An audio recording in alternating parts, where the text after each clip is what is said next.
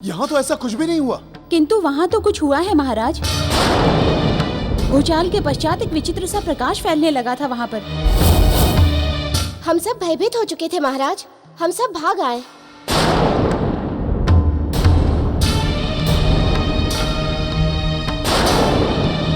किंतु चित्रांगदा कहाँ है? महाराज, लगता है महारानी अब तक वहीं है।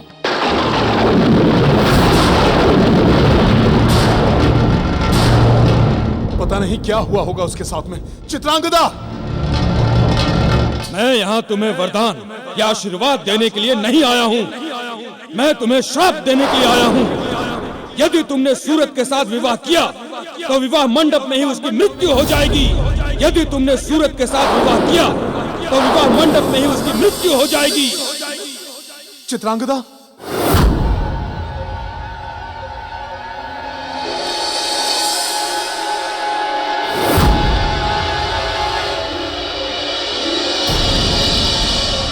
चित्रांगदा! चित्रांगदा! ये सब क्या है चित्रांगदा?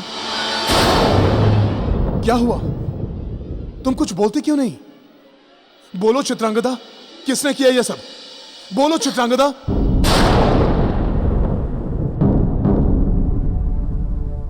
महाराज, मैं आपसे विवाह नहीं कर सकती। विवाह नहीं कर सकती? तुम ऐसा क्यों कह रही हो चित्रांगदा? अभी तो तुम विवाह की तैयारी कर रही थी, फिर एकाएक क्या हुआ जो तुम विवाह के लिए मना कर रही हो? महाराज, मेरे पिताजी विश्वकर्मा देव यहाँ आए थे। मैं यहाँ तुम्हें वरदान या आशीर्वाद देने के लिए नहीं आया हूँ, मैं तुम्हें श्राप देने के लिए आया हूँ। तुमने एक धरतीवासी के लिए देवलोक का त्याग कर दिया। यदि तुमने सूरत के साथ विवाह किया तो विवाह मंडप में ही उसकी मृत्यु हो जाएगी।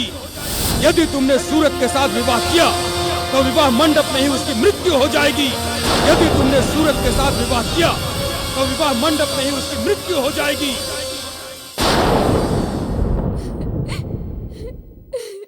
महाराज, अब हमारा विवाह कभी नहीं होगा। अब हमारा मिलन कभी नहीं हो सकता। नहीं चित्रांगदा, नहीं, ऐसा नहीं हो सकता। हमारा विवाह होगा, अवश्य होगा। तुम्हारे पिता तो क्या, स्वयं मृत्यु भी हमारे मिलन में बाधा नहीं बन सकती। नहीं महाराज, मैं अपने प्रेम के लिए आपका जीवन संकट में नहीं डाल सकती। तुम चिंता मत करो चित्रांगदा, सब ठीक हो जाएगा। नहीं महाराज, अब ये संभव नहीं है। अब हमारा विवाह नहीं हो सकता। आज ये बात सिद्ध हो गई है कि जिस संतान के साथ माता पिता का आशीर्वाद नहीं होता, उसका जीवन कभी भी सुखी नहीं रहता।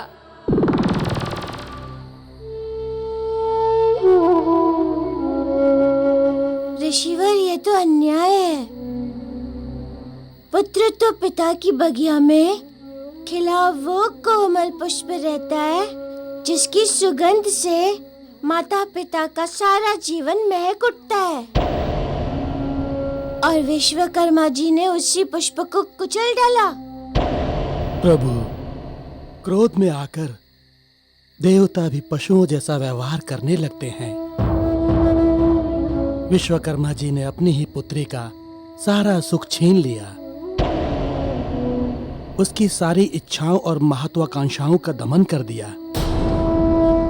आवेश में आकर विश्वकर्मा जी ने ऐसा अनुचित कार्य किया जो किसी भी पिता को शोभा नहीं देता। किंतु ऋषिवर, शाप तो चित्रांगदा को मिला था, फिर विश्वकर्मा जी की दुर्दशा कैसे हो गई? प्रभु, जो जैसा करता है उसे वैसा ही भोगना पड़ता है। यही प्रकृति का नियम है। इस नियम से देव, दानव, मानव सभी बंधे हुए हैं। विश्वकर्मा जी के श्राप से एक नहीं, 2 जीवन नष्ट हो गए।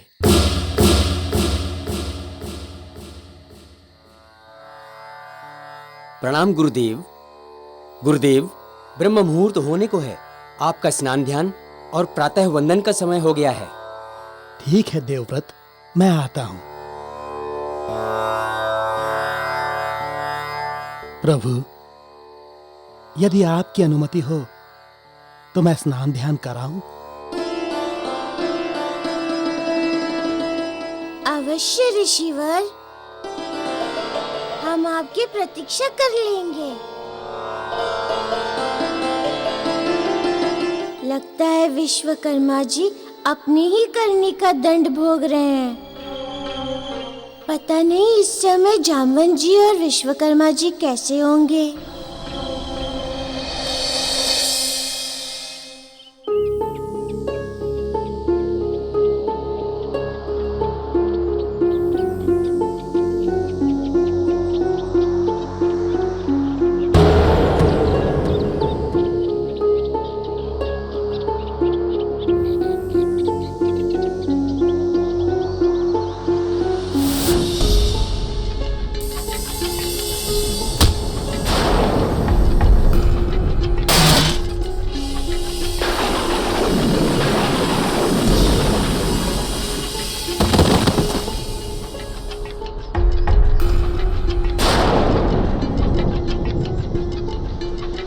विश्वकर्मा देव, मेरा प्रणाम स्वीकार करें।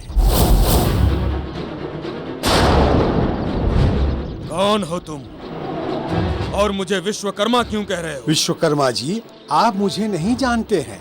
मैं जामवंत हूँ, किंतु मैं आपको अच्छी तरह से जानता हूँ।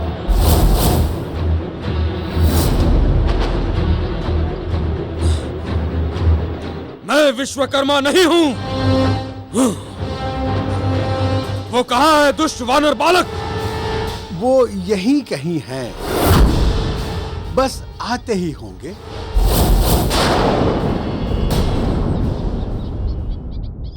वो वानर बालक, वो महाधूर्त है। वो हमें बातों में बहला के हमें रोकना चाहता था। जब उसका वश नहीं चला तो उसने तुम्हें भेज दिया हमें रोकने के लिए। नहीं विश्वकर्मा जी, वो तो आपकी सहायता करना चाहते हैं। झूठ बोल रहे हो तुम। हट जाओ मेरे सामने से। नहीं विश्वकर्मा जी, मेरे रहते आप यहाँ से नहीं जा सकते हैं। तो फिर मैं तुम्हें मार के जाऊंगा। विश्वकर्मा जी, आप यदि मुझे मारना चाहते हैं तो मार लीजिए, किंतु यहाँ से मत जाइए। मैं कहता हूँ हट जाओ मेरे सामने से।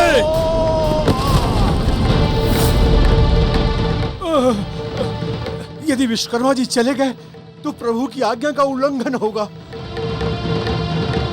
मुझे उन्हें रोकना ही होगा। हाँ। विश्वकर्मा जी, रुक जाइए। विश्वकर्मा जी, रुक जाइए। विश्वकर्मा जी, रुक जाइए। विश्वकर्मा जी, रुक जाइए। रुक जाइए विश्वकर्मा जी, रुक जाइए विश्वकर्मा जी, रुक जाइए विश्वकर्मा जी, रुक जाइए। विश्वकर्मा, इस तरह से तो भागते हुए काफी समय नष्ट हो जाएगा। हाँ, इस मार्ग से जाना चाहिए। शीघ्र पहुंच जाऊंगा। हाँ।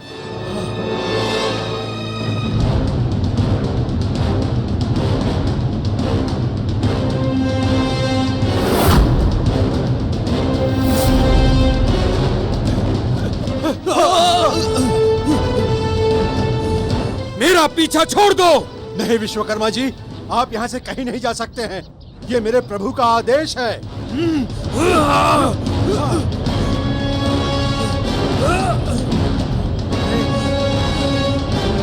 लगता है तुम्हारी मृत्यु ही तुम्हें बार बार मेरे सामने खींच कर ला रही है।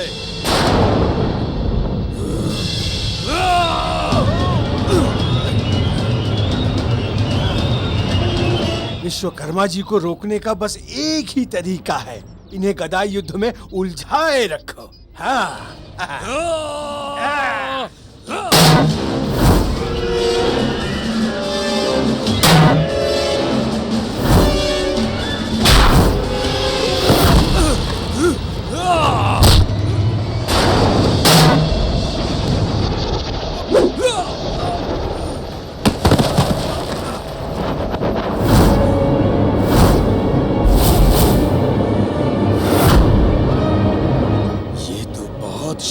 शक्तिशाली है। इसे हराना इतना आसान नहीं है। कुछ ऐसा करना होगा कि इसे पता भी न चले और मैं यहाँ से निकल जाऊं। हाँ, आप जो सोच रहे हैं विश्वकर्मा जी, वो मैं सब समझ रहा हूँ। किंतु आप कितनी भी कोशिश कर ले, मैं प्रभु के आने से पहले आपको जाने नहीं दूंगा।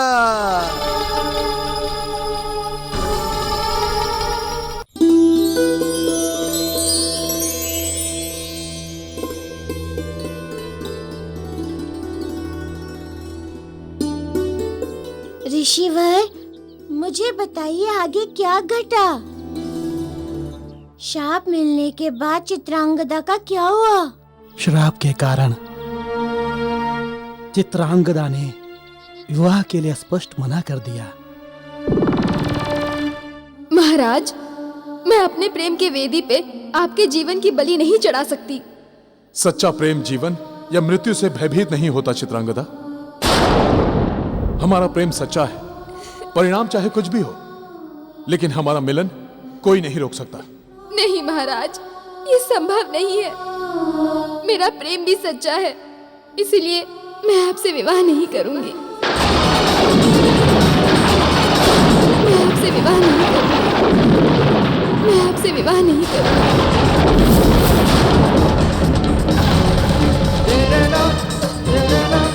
चित्रांगदा, रुक जाओ चित्रांगदा। नहीं महाराज, मैं रुक गई तो आप मुझसे विवाह किए बिना नहीं मानेंगे। मैं आपके प्राण संकट में नहीं डाल सकती। ऐसा मत कहो चित्रांगदा, रुक जाओ। आप वापस चले जाइए महाराज। तुम ऐसा नहीं कर सकती। आप वापस चले जाइए। रुक जाओ। महाराज, आप वापस चले जाइए। चित्रांगदा, रुक जाओ चित्रांगदा। आप वापस चले जाइए। वापस चले जाइए। रुक जाओ चित्रांगदा, रुक जाओ।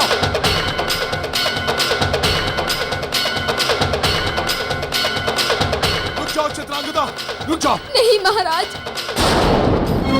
मुझे क्षमा कर दीजिए। इस जन्म में हमारा मिलन नहीं हो सकता है। ईश्वर ने चाहा तो हम अगले जन्म में जरूर मिलेंगे। मुझे क्षमा कर दीजिए महाराज। आपको सौगंध है मेरे प्रेम की कि आपकी जिस जीवन को बचाने के लिए मैं अपने प्राण त्याग रही हूँ, आप उस जीवन को यूं नष्ट नहीं करेंगे महाराज। आपको सौगंध है।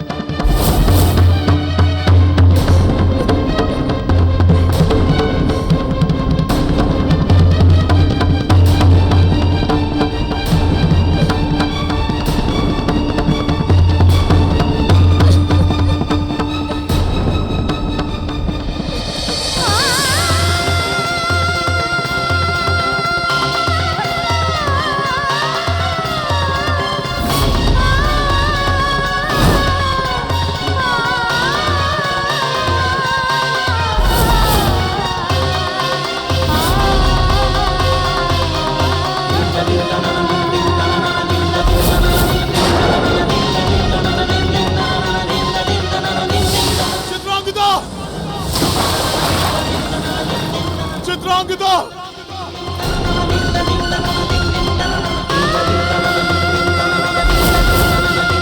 चित्रांगदा,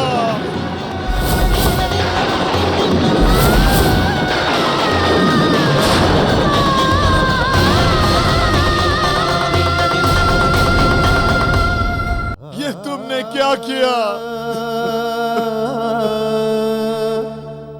तुम मुझे छोड़कर कैसे जा सकती हो चित्रांगदा? हे ईश्वर, क्या अपराध किया था मैंने? मेरी चित्रांगदा मेरे आंखों के सामने मुझे छोड़कर चली गई और मैं राजा होते हुए भी कुछ नहीं कर सका। धिक्कार है मुझ पर और मेरे राजा होने पर।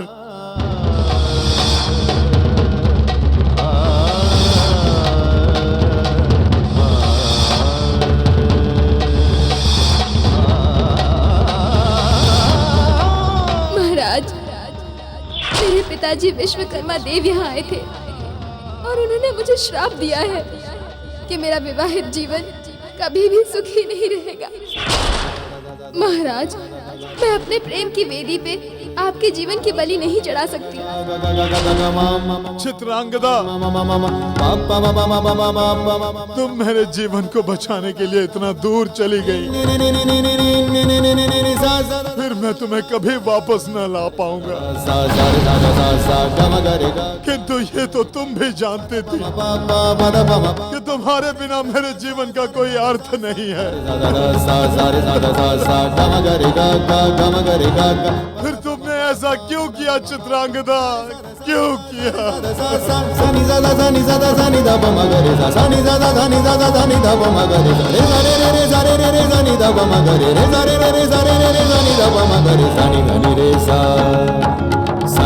तुम्हारे बिना मेरा जीवन अर्थहीन है चित्रांगदा।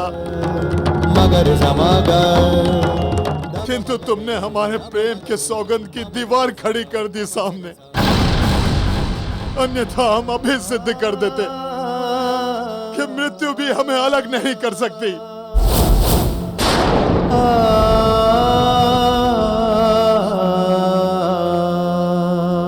चित्रांगदा, अब मेरा जीवन इस मृत्यु से अधिक दुखदाई हो गया है। पता नहीं कब तक इस निर्जीव देह को ढो सकूंगा, किंतु यह विश्वास है मुझे कि शीघ्र ही मेरा तुमसे मिलन होगा।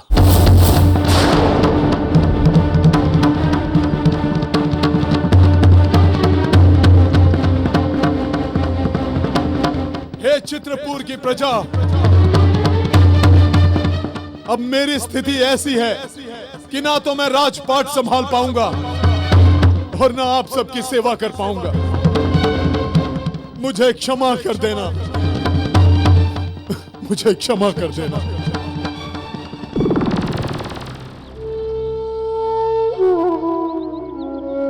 और इस प्रकार पिता विश्वकर्मा के क्रोध की बलि चढ़ गया।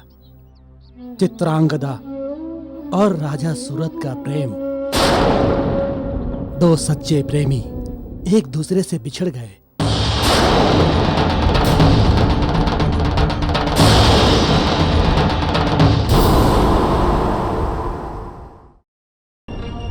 विश्वकर्मा को श्राप ऋषि ऋतिक ध्वज ने दिया।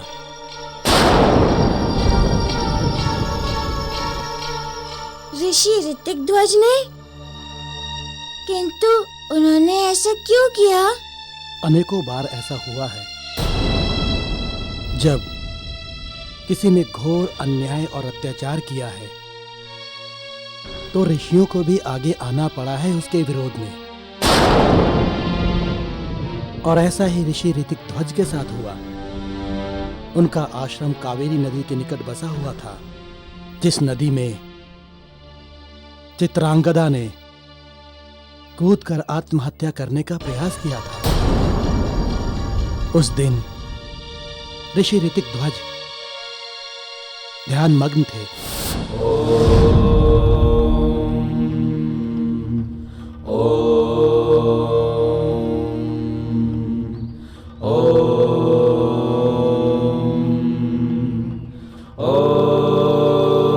गुरुदेव गुरुदेव गुरुदेव गुरुदेव गुरुदेव।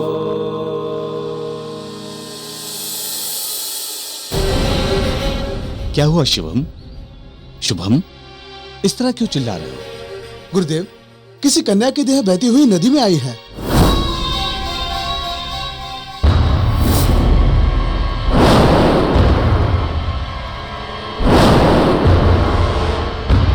हे भगवान, तब तो हमें वहां शीघ्र पहुंचना चाहिए।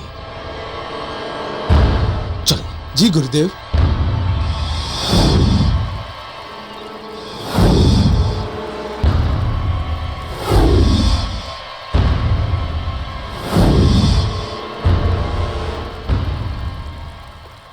वो देखिए गुरुदेव, वो रही कन्या।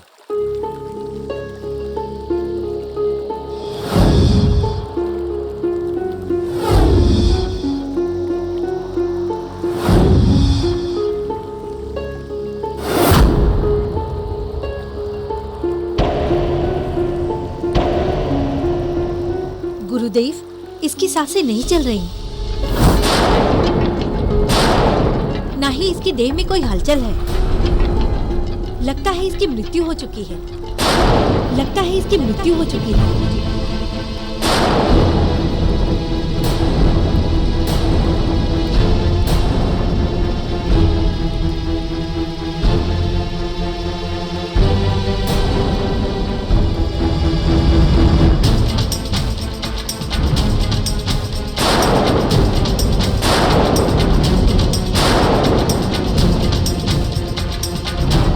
इसकी नाड़ी में अभी भी रह रहकर धड़कन है, अर्थात ये जीवित है। इसे शीघ्र ही आश्रम ले जाना होगा।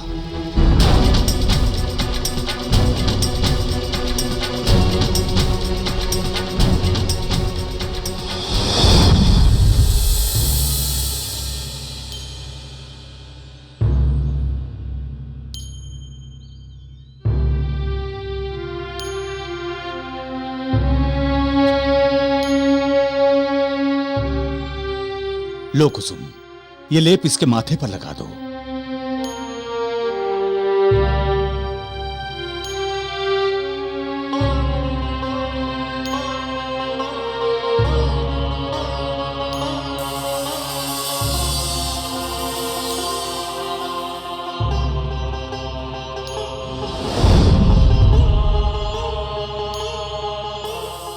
ऋषि ऋतिक ध्वज तथा उनके शिष्य और शिष्याओं ने 3 दिन तक चित्रांगदा का उपचार किया। उन्होंने चित्रांगदा को अनेकों जड़ी बूटियों और औषधियों के लेप से ठीक करने का प्रयास किया।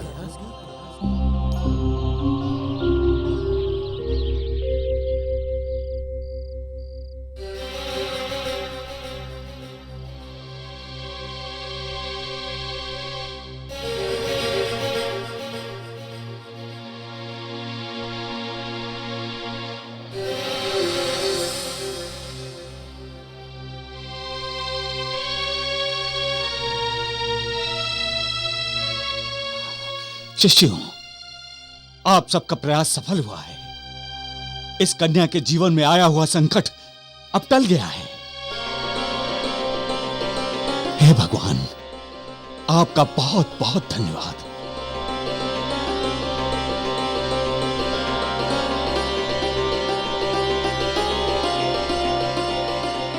गुरुदेव, देखने से तो ये कन्या कुलीन लगती है। इसके वस्त्र से तो लग रहा था जैसे ये कोई राजकुमारी या कहीं की रानी है। हाँ कुसुम, आपने ठीक कहा। लगता है जैसे विवाह मंडप से सीधे उठकर आई हो। गुरुदेव, क्या हुआ इसके साथ जो ये मृत्यु के मुख तक पहुंच गई थी? गुरुदेव, अवश्य कोई गंभीर कारण रहा होगा जो ये आत्महत्या जैसा कठोर निर्णय लेने पर विवश हुई। गुरुदेव, इस सुंदर और कुलीन कन्या की हमने इतने दिन सेवा की है कि इसके साथ हम सबका लगाव हो गया है। आप तो योग दृष्टि से सब कुछ ज्ञात कर सकते हैं कि इसके साथ क्या हुआ है। गुरुदेव, यदि किसी ने इसके साथ अत्याचार किया है तो उसे दंड अवश्य मिलना चाहिए। हाँ गुरुदेव, बताइए ना इसके साथ क्या हुआ है। ठीक है शिष्यों, यदि आप सबकी यही इच्छा है तो मैं पता लगाता हूं कि इसके साथ क्या हुआ था।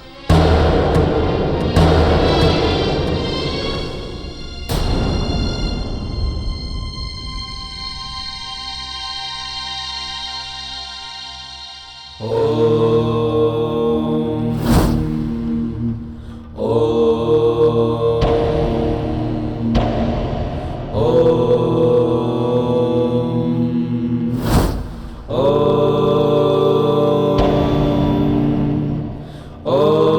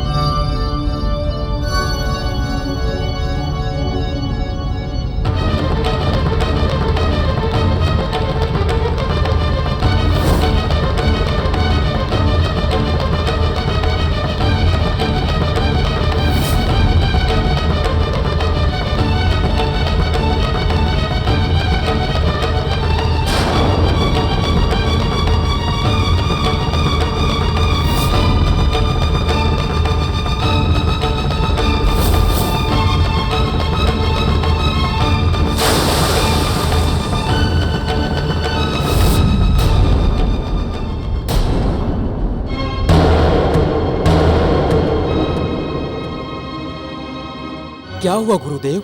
आपके मुखड़े पर विषाद की रेखाएं दिखाई दे रही हैं। अवश्य ही कोई गंभीर कारण रहा होगा। अनर्थ हुआ है, घोर अनर्थ हुआ है।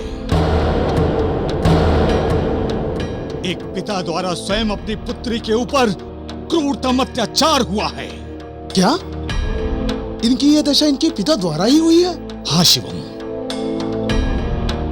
ये देव शिल्पी विश्वकर्मा की पुत्री चित्रांगदा है।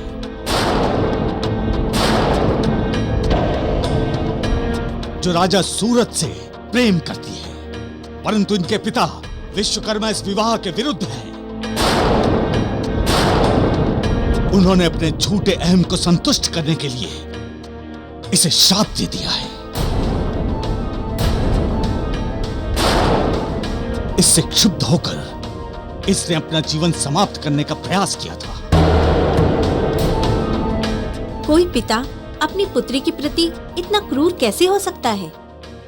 विश्वकर्मा, तुमने घोर पाप किया है, जिसका दंड तुम्हें अवश्य मिलेगा। हर एक पिता तो अपनी पुत्री का कन्यादान करता है, उसे आशीर्वाद देता है। तुमने अपनी ही पुत्री को शाप दे डाला। तुम्हें दंड मिलेगा, और वो दंड मैं दूंगा।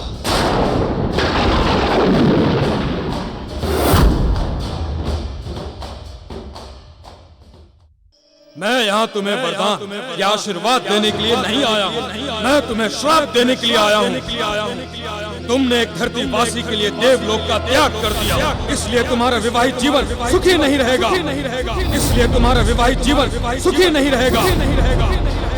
यदि तुमने सूरत के साथ विवाह किया तो विवाह मंडप में ही उसकी मृत्यु हो जाएगी।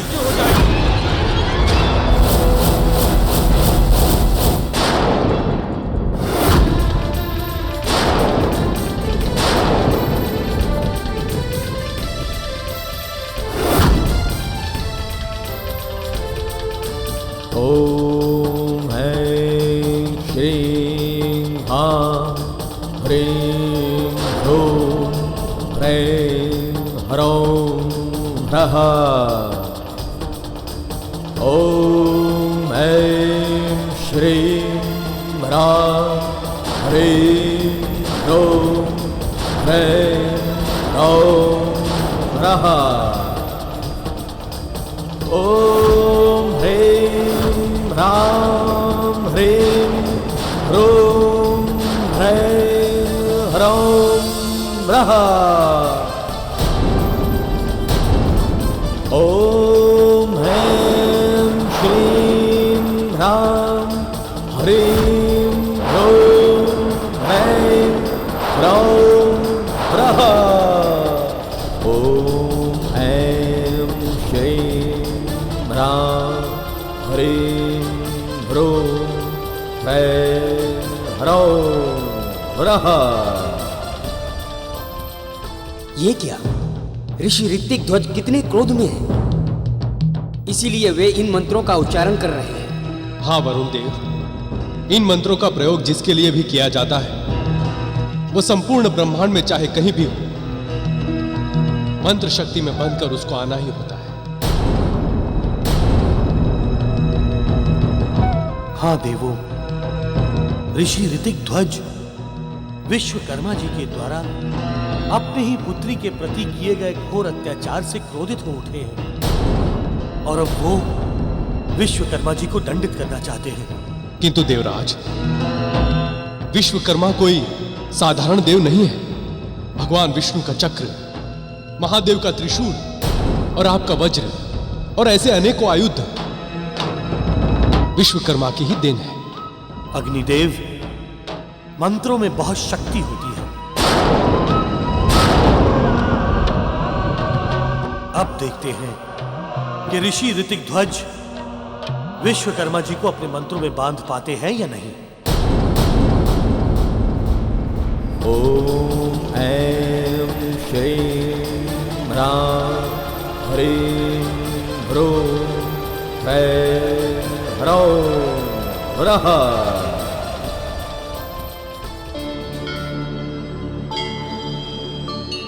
स्वामी, ऋषि ऋतिक ध्वज जिन मंत्रों का उच्चारण कर रहे हैं वे अवश्य ही किसी के लिए अनिष्टकारी हैं। देवी, प्रकृति का ये नियम होता है, जो एक के लिए अनिष्टकारी होता है वो किसी दूसरे के लिए हितकारी भी होगा। किंतु स्वामी, एक ऋषि को किसी के अनिष्ट के लिए मंत्रों का प्रयोग करना अनुचित है। देवी, ऋषि ऋतिक ध्वज के माध्यम से वो महत्वपूर्ण घटना घटने वाली है जो दो वानरों नील और नल के जन्म का आधार बनेगी। ये नील और नल भी उस महत्वपूर्ण कार्य में योगदान देंगे जिसके लिए महादेव, विष्णुदेव, स्वयं मैंने और अन्य देवों ने अपने अपने अंशों से पृथ्वी पर अवतार धारण किया है। किंतु देवी सरस्वती, जो घटना अभी घटने वाली है उसमें आपके सहयोग की भी आवश्यकता होगी। अवश्य देव, बताइए हमें क्या करना होगा? देवी, आपको ऋषि ऋतिक ध्वज की जिह्वा पर बैठकर उसे नियंत्रित करना है जिससे कि उनके मुख से वही निकले जो भविष्य में नील और नल के जन्म का आधार बने।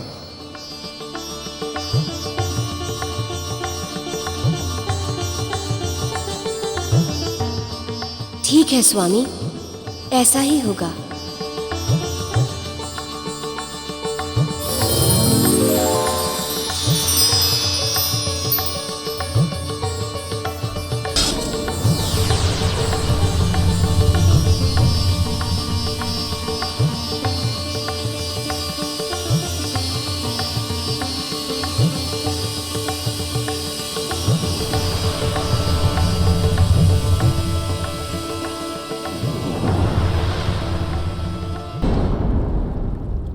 विश्वकर्मा, तुमने अपनी पुत्री के साथ घोर अन्याय किया है। तुम्हें इस बात का दंड भोगना होगा। तुम्हें इस बात का दंड भोगना होगा। विश्वकर्मा, तुम्हें हमारे मंत्रों से बंध कर हमारे सामने आना ही होगा। प्रकट हो।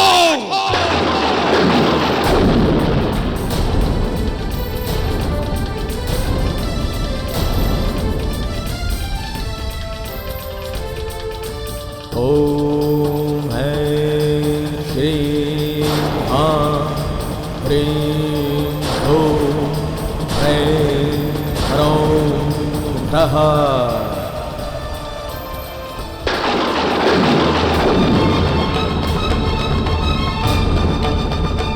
विश्वकर्मा, प्रकट हो। हमारे मंत्र तुम्हें हमारे सामने आने पर विवश कर देंगे। प्रकट हो।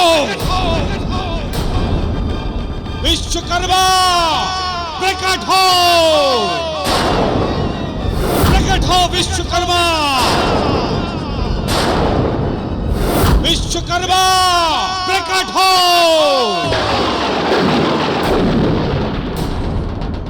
विश्वकर्मा, प्रकट हो।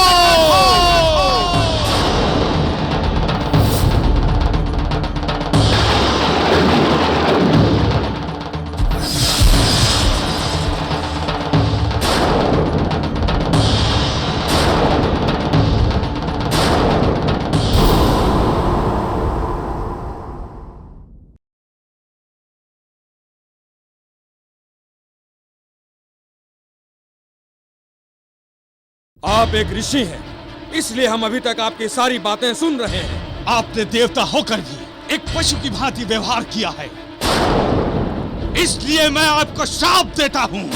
इसलिए मैं आपको श्राप देता हूं।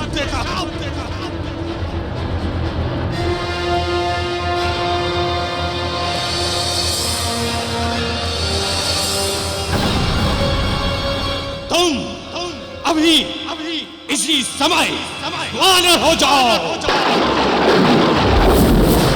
वानर हो जाओ।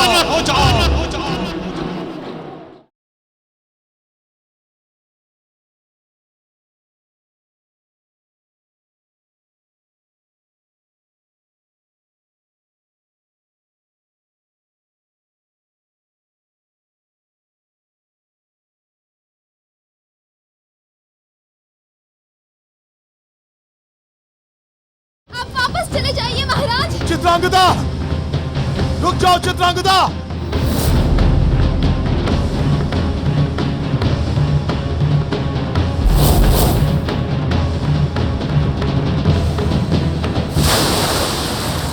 चित्रांगदा, चित्रांगदा, चित्रांगदा।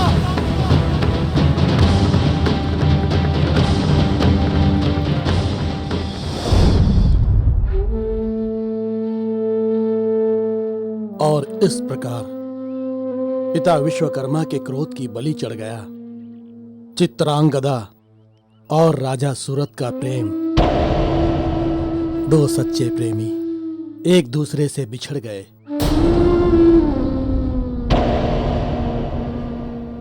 ऋषिवर, चित्रांगदा को तो विश्वकर्मा जी ने शाप दिया, किंतु विश्वकर्मा जी को शाप किसने दिया? विश्वकर्मा को श्राप ऋषि ऋतिक ध्वज ने दिया।